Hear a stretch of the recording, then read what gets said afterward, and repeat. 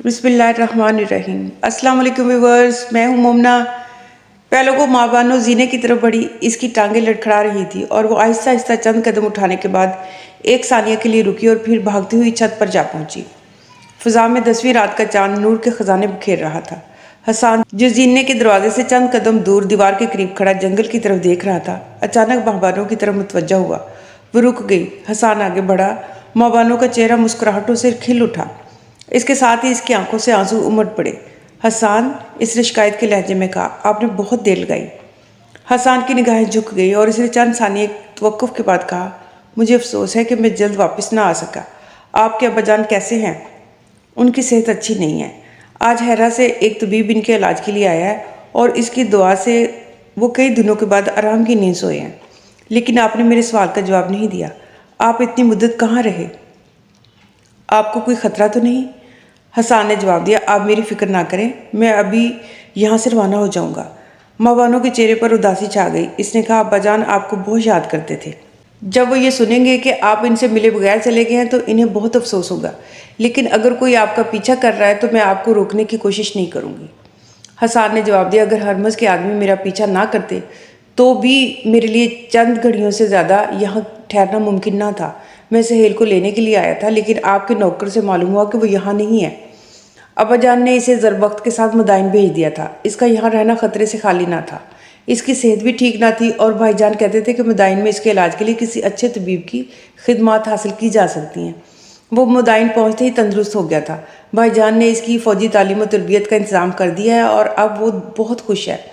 मेरी तरह ज़रवक्त भी इसे अपना भाई समझता है। पिछली मरतबा ज़रवक्त घर आया था तो इसने कहा था कि सहेल की सेहत इतनी अच्छी हो गई है कि अब इसके गांव के लोग भी इसको नहीं पहचान सकेंगे।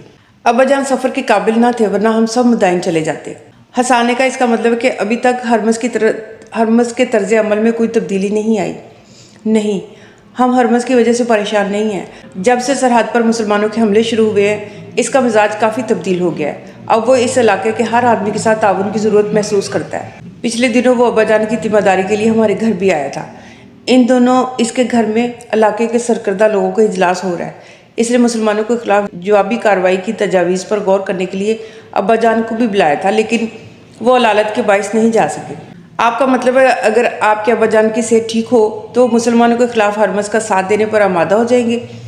अब्बाजान ने अभी तक हरमज़ को माफ़ नहीं किया, ताहम वो कभी ये ग्वारा नहीं करेंगे कि मुसलमान इराक़ पर चढ़ दौड़े। जब हरमज़ अब्बाजान के पास आया था तो उन्होंने साफ अल्फाज में ये कहा था कि अगर इराक़ के अरब काश्तकारों से ईरानी हुकाम और ज़िम्मेदारों का सलूक अच्छा होता तो मुट्ठी भर मुसलमानों को इराक़ की सरहद की तरफ आंख उठाकर देखने की भी जरूरत ना होती। अब्बाजान ने इसे अरब काश्तकारों के मुतल्लिक़ अपना रवैया तब्दील करने की नसीहत की थी और इसने ये वादा किया था कि वो आइंदा इन लोगों को शिकायत का मौका नहीं देगा। हसन ने कहा, आपका मतलब है कि अगर हालात भेड़िए को चरवाहे का लिबास पहनने पर मजबूर कर दें तो भेड़ों को मुतमईन हो जाना चाहिए? नहीं, अब्बाजान हरमज़ से किसी सूरत भी मुतमईन नहीं हो सकते, लेकिन मुसलमानों को इस इलाके से दूर रखने के लिए अपने बदतरीन हाकिम का साथ देने से भी दरेग नहीं करेंगे। अब्बाजान का ख्याल है कि अरब काश्तकारों की निजात सिर्फ इसी बात में है कि वो हर हालत में शहनशाह के साथ वफादारी का सबूत दें। फिर हरमज़ जैसे संगदिल हाकिम भी इनके साथ ज़्यादती करने पर शर्म महसूस करेंगे। हसन ने कहा, हरमज़ ने इन लोगों के साथ भी ज़्यादती करने में शर्म महसूस नहीं की जिनके भाई और दोस्त किसरा के तख्त व ताज की हिफाजत के लिए भी जानें दे चुके हैं। माँ बानो ने कहा, मैंने ये बात अब्बाजान से कही थी और उन्होंने ये जवाब दिया था कि अगर अरब काश्तकारों ने इस जंग में बढ़ चढ़ कर हिस्सा लिया तो हरमज़ के मज़ालिम के ख़िलाफ़ इनकी आवाज़ मदाइन के अवानों में सुनी जाएगी और ईरान के मुहिबान वतन इनकी हमायत करेंगे। फिर अगर हरमज़ राह रास्त पर ना आया तो इसकी जगह कोई बेहतर हाकिम भेज दिया जाएगा। हरमज़ सिर्फ इन लोगों पर जुल्म कर सकता है जिनकी आवाज़ किसरा के कानों तक नहीं पहुँच सकती। जब तक इसे ये इत्मीनान था कि वो हमारे खिलाफ मन मानी कर सकता है तो इसने इंतहाई संगदिली का सबूत दिया था, लेकिन जब इसे ये मालूम हुआ कि ज़रवक्त मदाइन के बाअसर लोगों तक रसाई हासिल कर चुका है तो इसे हमारी तरफ दोस्ती का हाथ बढ़ाने में देर नहीं लगी। एक दिन अब्बाजान कह रहे थे कि इराक़ के हालात बड़ी तेज़ी से तब्दील हो रहे हैं। मुझे यकीन है कि कुछ अर्सा बाद अगर हसन अपने घर आ गया तो हरमज़ इसके साथ मुसाफा करने में भी हतक महसूस नहीं करेगा। कम अज़ कम हमारे घर में इसे कोई ख़तरा नहीं होगा। حسان نے کہا اگر میں یہ کہوں کہ میں ہرمز سے مل چکا ہوں، اس کے ساتھ گفتگو بھی کر چکا ہوں، لیکن میں نے اسے اس ظالم کے ساتھ مصافحہ کرنے کی ضرورت محسوس نہیں کی، تو آپ کو یقین آ جائے گا۔ آپ ہرمز کے پاس گئے تھے؟ ہاں، میں ہرمز کو یہ بتانے کے لیے گیا تھا کہ تمہارا یوم حساب قریب آ چکا ہے اور اب ہرمز کے سپاہی آپ کا پیچھا کر رہے ہیں۔ ہرمز کے سپاہی رات کے وقت میرا سراغ نہیں لگا سکیں گے، وہ مجھے سرحد کے پار پہنچانے کے لیے آئے تھے اور انہیں یہ حکم تھا کہ اگر میں غروب آفتاب تک اس علاقے سے باہر نہ نکل جاؤں تو میری گردن اڑا دی جائے۔ اب اگر وہ مایوس ہو کر واپس نہیں چلے گئے تو مجھے یہاں سے 6-7 کوس دور ایک جنگل میں تلاش کر رہے ہوں گے۔ ان کی خواہش یہی تھی کہ میں شام سے پہلے سرحد عبور نہ کر سکوں، لیکن انہیں یہ معلوم نہ تھا کہ میں سرحد پار کرنے سے پہلے اپنے بھائی کا پتہ کرنا چاہتا تھا۔ چنانچہ جب سرحد کی آخری چوکی سے ایک منزل دور میں نے اپنے گھوڑے کی باگ اس طرف موڑ لی تو انہوں نے مجھے ٹوکنے کی ضرورت محسوس نہیں کی۔ وہ 6 تھے، ان کے گھوڑے بھی میرے گھوڑے کی نسبت زیادہ تازہ دم تھے۔ پھر میرے پاس تلوار بھی نہیں تھی۔ مجھے ہرمز کے محل میں داخل ہوتے وقت غیر مسلح کر دیا گیا تھا۔ غروب آفتاب کے وقت ایک ندی کے کنارے گھنے باغات میں سے گزرتے ہوئے ہم ایک بستی میں داخل ہوئے اور میں نے اپنے ساتھیوں سے کہا مجھے اس وقت تک سرحد عبور کر لینی چاہیے، ہم راستہ بھول تو نہیں گئے؟ وہ معنی خیز مسکراہٹوں کے ساتھ ایک دوسرے کی طرف دیکھنے لگے۔ پھر ایک سپاہی نے کہا سرحد ابھی کافی دور ہے، لیکن تم فکر نہ کرو، اس بستی سے آگے تمہارا سفر ختم ہو جائے گا۔ مجھے یقین تھا کہ یہ لوگ بستی کے بجائے مجھے کسی ویران جگہ پر قتل کرنا زیادہ پسند کریں گے۔ میں نے اپنے ساتھیوں سے کہا اگر تمہاری اجازت ہو تو میں پانی پی لوں؟ انہوں نے کہا پانی پینے کی ہماری اجازت کی ضرورت نہیں، تم ہمارے قیدی نہیں ہو، ہمیں صرف تمہاری حفاظت کے لیے بھیجا گیا۔ میں نے کہا اب آفتاب غروب ہو رہا ہے اور ہم شاید راستہ بھول کر سرحد سے دور نکل آئے ہیں، اب مجھے آپ کی اجازت کے بغیر ایک ثانیہ کے لیے بھی کسی جگہ رکنا نہیں چاہیے۔ ایک سپاہی نے جواب دیا اب 1 ثانیہ یا ایک ساتھ رکنے سے کوئی فرق نہیں پڑے گا، اب تم اگر اڑ کر بھی جاؤ تو بھی آدھی رات سے پہلے سرحد عبور نہیں کر سکو گے۔ چند عرب اور ایرانی ہمارے گرد جمع ہو گئے۔ میں نے ایک آدمی کو پانی لانے کے لیے کہا اور میرے ساتھی بستی کے لوگوں سے باتیں کرنے میں مصروف ہو گئے۔ تھوڑی دیر بعد جب ہم وہاں سے روانہ ہوئے تو شام ہو چکی تھی۔ بستی سے باہر گاؤں کے رئیس کا ایک محل تھا۔ میں نے اچانک اپنے گھوڑے سے چھلانگ لگائی اور دیوار پھاند کر محل کے اندر داخل ہو گیا۔ میرے ساتھی چیختے چلاتے دیوار پھاند کر باغ کے اندر داخل ہوئے، لیکن میں اتنی دیر میں ان کی نگاہوں سے اوجھل ہو چکا تھا۔ کچھ دیر پوری رفتار سے دیوار کے ساتھ ساتھ بھاگنے کے بعد میں گھنے درختوں کی آڑ میں چھپ گیا اور میرے ساتھی باغ کی دوسری سمت نکل گئے۔ میں نے دیوار سے جھانک کر دیکھا، باہر صرف ایک ہی سپاہی رہ گیا تھا اور اس نے 3 بدحواس گھوڑوں کی باگیں پکڑ رکھی تھی۔ باقی گھوڑے ادھر ادھر بھاگ رہے تھے۔ میں نے دوبارہ دیوار پھاند لی۔ سپاہی نے بدحواس ہو کر چیخ ماری اور اس کے ساتھ ہی میں نے اس کا گلا دبوچ لیا۔ سپاہی گرا اور اس نے دوبارہ اٹھنے کی ضرورت محسوس نہ کی۔ میں نے اس کی تلوار چھین لی اور ایک گھوڑے پر سوار ہو گیا۔ پھر میں نے باقی گھوڑوں کو تتر بتر کر دیا۔ اتنی دیر میں باغ کی دوسری سمت سے واپس آنے والے سپاہیوں کی آوازیں سنائی دینے لگی اور میں نے گھوڑے کو ایڑ لگا دی۔ تھوڑی دیر بعد 6 کی بجائے 15-20 سوار میرا پیچھا کر رہے تھے۔ مجھے ہرمز کے سپاہیوں سے کوئی خدشہ نہ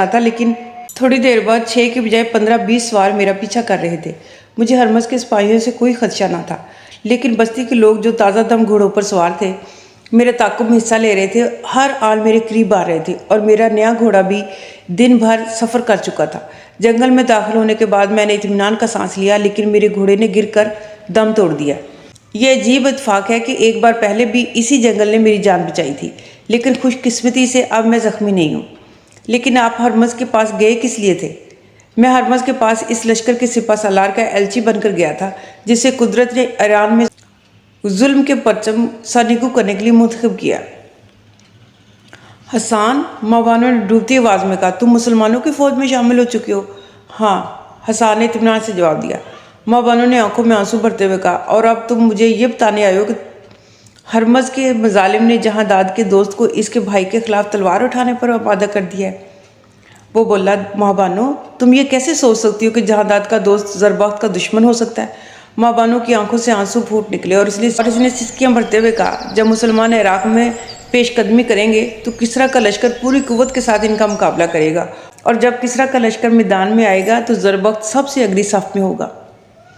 حسان بے حس و حرکت کھڑا تھا اور ماں بانو کی خاموش نگاہیں بار بار اسے پوچھ رہی تھی، کیا تم وہی ہو؟ کیا یہ ممکن ہے کہ تم کسی میدان میں میرے بھائی کا سامنا کر سکو؟ چند ثانیہ بعد اس نے کرب انگیز لہجے میں کہا، ماں بانو، جب موت میرا پیچھا کر رہی تھی تو تم نے مجھے پناہ دی تھی، جب میں زخمی اور بیمار تھا تو تم نے میری ذمہ داری کی تھی، اور جب میں مایوسیوں کی تاریکیوں میں بھٹک رہا تھا تو تمہاری نگاہوں نے میرے دل میں امید کے چراغ روشن کیے تھے۔ میں ناشکر گزار نہیں ہوں۔ ماں بانو، میری بات غور سے سنو۔ جب میں یہاں سے نکلا تھا تو میری زندگی کی سب سے بڑی آرزو یہی تھی کہ میں اس دنیا کی ساری راحتیں اور مسرتیں تمہارے قدموں میں ڈھیر کر دوں۔ مجھے بحرین کے ویرانوں میں بھی تمہارے لیے سدا بہار نخلستان کی تلاش تھی۔ میں اپنے زخمی ہاتھوں سے تمہارے لیے عافیت کا گھر تعمیر کرنا چاہتا تھا۔ مجھے اپنے مقدر کی تاریکیوں میں تمہارے لیے روشنی کی تلاش تھی۔ یہ ایک دیوانے کے خواب تھے۔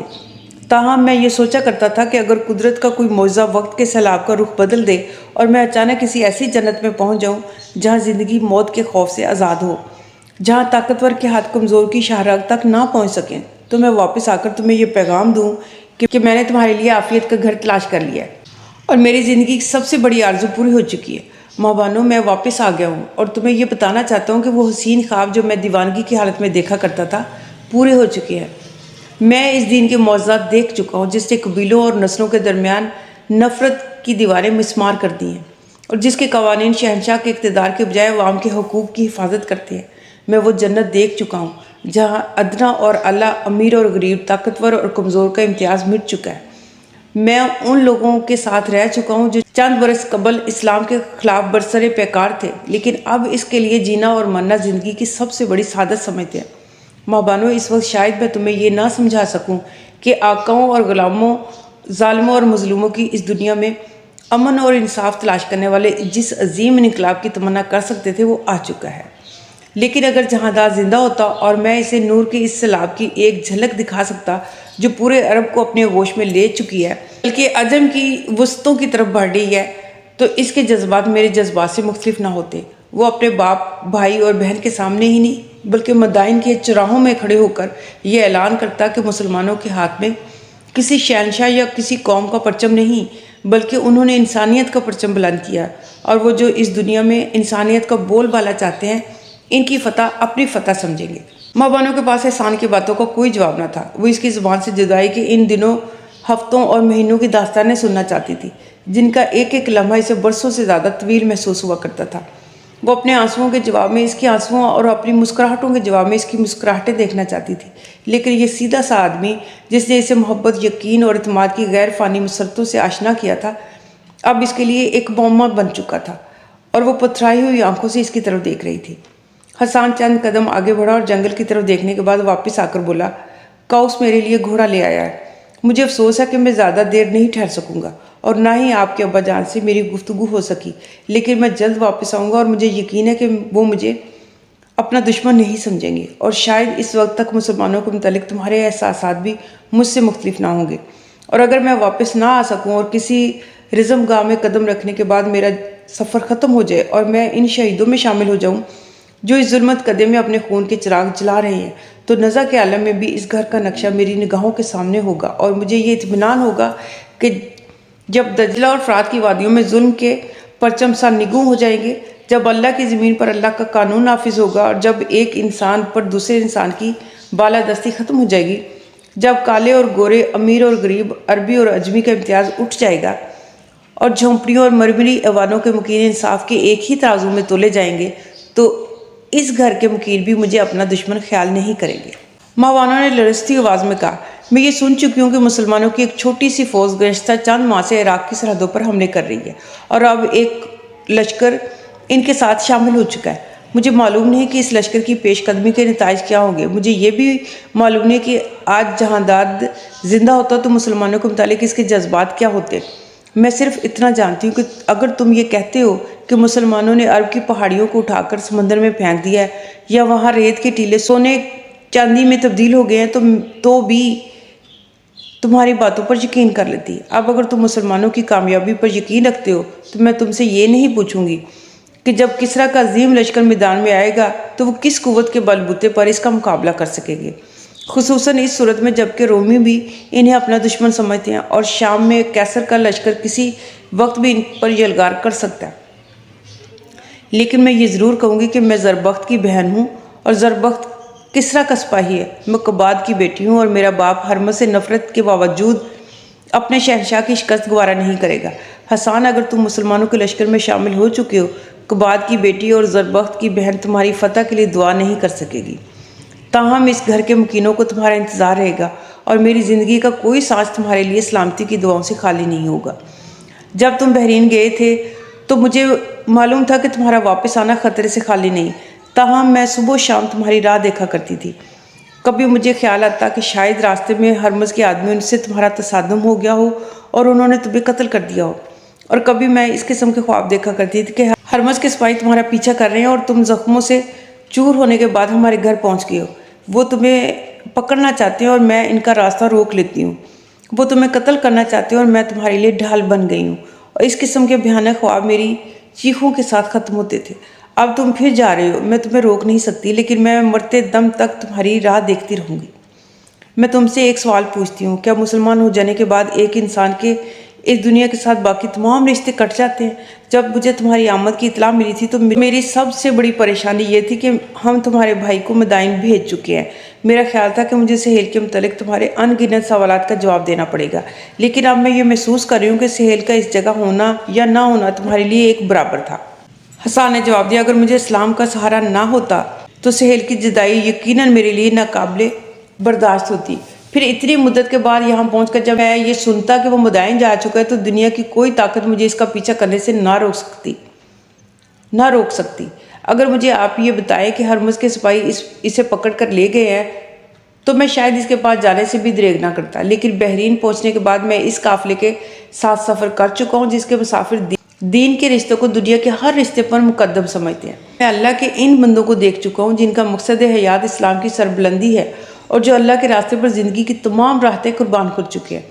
میں نے وہ باپ، وہ شوہر اور وہ بیٹے دیکھے ہیں جنہیں اللہ کی راہ میں شہادت کی تڑپ نے اپنے بچوں، اپنی بیویوں اور اپنے والدین کی محبت سے بے نیاز کر دیا ہے۔ ان لوگوں کی محبت نے میری محبت کا دائرہ وسیع کر دیا ہے۔ اب صرف سہیل ہی نہیں بلکہ دنیا کا ہر مظلوم اور بے بس انسان میرا بھائی ہے۔ سہیل سے جدا ہونے کے باوجود میں اپنے دل میں یہ اطمینان محسوس کرتا ہوں کہ میں ان لوگوں کے ساتھ شامل ہو گیا ہوں جو اپنے خون سے اپنے بیٹوں اور بھائیوں کے لیے نہیں بلکہ پوری انسانیت کے لیے امن اور آزادی کے نخلستان کی ابیاری کر رہے ہیں۔ سہیل اس لحاظ سے یقیناً خوش قسمت ہے کہ اسے آپ جیسے محسن مل گئے ہیں، اور مجھے یقین ہے کہ اگر میں زندہ رہا تو مجھے مدائن پہنچنے میں دیر نہیں لگے گی۔ ماں بانو نے سوال کیا، آپ کو یہ بھی یقین ہے کہ مدائن کے راستے میں آپ کو جن لاشوں پر سے گزرنا پڑے گا ان میں زربخت کی لاش نہیں ہوگی؟ حسان نے جواب دیا، اگر اللہ کی بارگاہ میں میری دعائیں قبول ہو سکے تو کسی دن زربخت اور سہیل کا راستہ میرے راستے سے مختلف نہیں ہوگا۔ ماں بانو نے قدرے پر امید ہو کر حسان کی طرف دیکھا اور کہا، حسان میں تم سے ایک وعدہ لینا چاہتی ہوں، اگر مسلمانوں کی فتح کے متعلق تمہاری توقعات غلط ثابت ہوں، اگر شکست کھانے یا زخمی ہونے کے بعد تمہیں کسی جائے پناہ کی ضرورت پڑے تو تم میرے گھر کا راستہ نہیں بھولو گے۔ نہیں، اس نے جواب دیا، مسلمانوں کی شکست میرے نزدیک ان مقاصد کی شکست ہوگی جو مجھے اپنی زندگی سے زیادہ عزیز ہے، اس لیے فتح یا شہادت کے سوا میرے لیے تیسرا کوئی راستہ نہ ہوگا۔ میں زخمی ہونے کے بعد میدان سے منہ پھیر کر تمہارے پاس نہیں آؤں گا، بلکہ میرا رخ دشمن کی صفوں کی طرف ہوگا، اور جب تک میری ٹانگیں میرے جسم کا بوجھ اٹھا سکیں گی یا میری رگوں سے خون کا آخری قطرہ بہہ نہیں جائے گا اور میرے دل کی دھڑکنیں خاموش نہیں ہو جائیں گی، میں آگے ہی بڑھتا رہوں گا، اور جب میں گر پڑوں گا تو مجھے یہ اطمینان ہوگا کہ میں نے اپنا فرض ادا کر دیا ہے، اور وہ سرفروش جو میرے ساتھ آگے بڑھ رہے تھے اب اپنے آپ کو نصرت خداوندی کے حقدار ثابت کر چکے ہیں۔ اگر میں زندہ رہا تو میں اس گھر کے مکینوں کو اپنے زخم دکھانے کے لیے نہیں بلکہ اسلام کی فتح کی خوشخبری سنانے کے لیے آؤں گا۔ ماں بانو، اگر میں اپنی آنکھوں سے مسلمانوں کی جاہ و جلال نہ دیکھتا تو مجھے کبھی یقین نہ آتا کہ وہ ایران کے ساتھ لڑ سکتے ہیں، لیکن اب مجھے ان کے متعلق کوئی بات ناقابل یقین محسوس نہیں ہوتی۔ اگر تم یہ سن چکی ہو کہ مسلمانوں کا نیا لشکر عراق کی سرحد پر پہنچ چکا ہے تو میں تمہاری معلومات میں کچھ اور اضافہ کر سکتا ہوں۔ تم اگلے مہینے کا چاند نمودار ہونے سے پہلے اس لشکر کی فتوحات کے متعلق ناقابل یقین باتیں سنو گی، اور تمہیں صرف اسی بات کا افسوس ہوگا کہ تم نے اللہ کے ان نیک بندوں کو اپنا دشمن سمجھ لیا تھا جنہوں نے انسانیت کو نئی عظمتوں سے آشنا کیا ہے۔ حسان نے یہ کہہ کر گردن جھکا لی اور فضا میں خاموشی طاری ہو گئی۔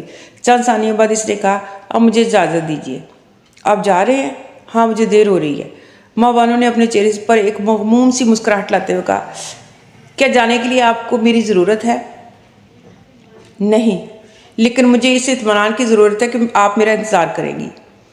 آپ کو معلوم ہے کہ جب آپ فتح کے نعرے بجاتے ہوئے آئیں گے تو میں اس گھر کا دروازہ بند نہیں کر سکوں گی۔ میں تم سے یہ وعدہ کر سکتا ہوں کہ تمہاری اجازت کے بغیر میں تمہارے گھر کے دروازے میں قدم نہیں رکھوں گا، اور وہ جو تمہارے ساتھ آئیں گے کیا وہ بھی کسی کے گھر میں داخل ہونے کے لیے میری اجازت کی ضرورت محسوس کریں گے؟ وہ جس بستی میں پاؤں رکھیں گے وہاں سے ظلم اور وحشت کی بھیانک تاریکیاں اپنا دامن سمیٹ لیں گی، اور تم یہ دیکھو گے کہ انہیں اپنا دشمن سمجھنے والے ان کے راستے میں آنکھیں بچھا رہے ہوں گے۔ حسان، تمہاری باتیں میری سمجھ سے بالاتر ہیں۔ مجھے ایسا معلوم ہوتا ہے کہ میں ایک خواب دیکھ رہی ہوں۔ یہ کیسے ممکن ہے کہ عرب کے صحرا نشین کسرا کے پرچم سرنگو کر دیں، اور پھر یہ کیسے ہو سکتا ہے کہ زربخت ایران کا سپاہی ہو اور میں ایران کے دشمنوں کے راستے میں آنکھیں بچھاؤں؟ حسان نے جواب دیا، جب عرب کے صحرا نشین مسلمانوں کے خلاف جنگ لڑ رہے تھے تو اسلام کی فتوحات کا تصور انہیں بھی ایک خواب لگتا تھا۔ وہ ان تاریکیوں سے آگے دیکھنے کے لیے تیار نہ تھے جو صدیوں سے عرب پر مسلط تھیں، لیکن اب یہ خواب ایک حقیقت بن چکا ہے۔ اب وہ اسلام کا پرچم اٹھانے والوں کے راستے میں آنکھیں ہی نہیں بچھاتے بلکہ اس روشنی کو عرب کی سرحدوں سے آگے لے جانے کے لیے بے چین ہے، جس نے انہیں انسانیت کی بقا اور سلامتی کا راستہ دکھایا۔ مجھے یقین ہے کہ جب اہل عرب کی طرح ایران کے باشندے بھی اس روشنی میں آنکھیں کھولیں گے تو ماضی کی تاریکیاں انہیں بھی ایک بھیانک خواب محسوس ہوں گی۔ مجھ پر یقین کرو ماں بانو، میں اپنی آنکھوں سے وہ روشنی دیکھ چکا ہوں۔ ماں بانو کچھ کہنا چاہتی تھی لیکن زینے پر کسی کے پاؤں کی آہٹ سنائی دی اور وہ مڑ کر اس طرف دیکھنے لگی۔ قوس چھت پر نمودار ہوا اور اس نے کہا، آپ کا گھوڑا تیار ہے، جلدی کیجیے، اب صبح ہونے والی ہے، چلو۔ حسان نے یہ کہہ کر ماں بانو کی طرف دیکھا اور پھر جلدی سے آگے بڑھ کر قوس کے ساتھ نیچے اترنے لگا۔ ماں بانو چند ثانیے سکتے کے عالم میں کھڑی رہی اور پھر اس کے پیچھے چل پڑی۔ انہوں نے خاموشی سے پہلا زینہ طے کیا، پھر قوس ایک کمرے میں داخل ہوا اور چراغ اٹھا لایا۔ تھوڑی دیر بعد وہ نچلی منزل کی ایک کوٹری میں داخل ہوئے جس سے ایک خفیہ راستہ تہہ خانے اور سرنگ کی طرف جاتا تھا۔ حسان نے مڑ کر ماں بانو کی طرف دیکھا اور کہا، اب آپ آرام کریں۔ ماں بانو نے کچھ کہے بغیر اپنی گردن جھکا لی۔ قوس تنگ راستے سے نیچے اترنے لگا اور حسان اس کے پیچھے ہو لیا۔ ماں بانو کرب کی حالت میں اس کی طرف دیکھتی رہی، پھر وہ جلدی سے آگے بڑھی، رکی اور بھرائی ہوئی آواز میں کہا، حسان۔ وہ رک گیا لیکن اسے مڑ کر دیکھنے کا حوصلہ نہ ہوا۔ حسان، میں تمہارا انتظار کروں گی۔ اس نے ایک ثانیے کے لیے مڑ کر دیکھا اور پھر خدا حافظ کہا۔ خدا حافظ کہہ کر اس کی نظروں سے اوجھل ہو گیا۔ لوگوں، آج کے لیے اتنا کافی ہے۔ مزید جاننا چاہتے ہیں تو اگلی ایپیسوڈ ضرور دیکھنی پڑے گی آپ کو۔ اپنا بہت سارا خیال رکھیے گا اور مجھے دعاؤں میں ضرور یاد رکھیے گا۔ اللہ حافظ۔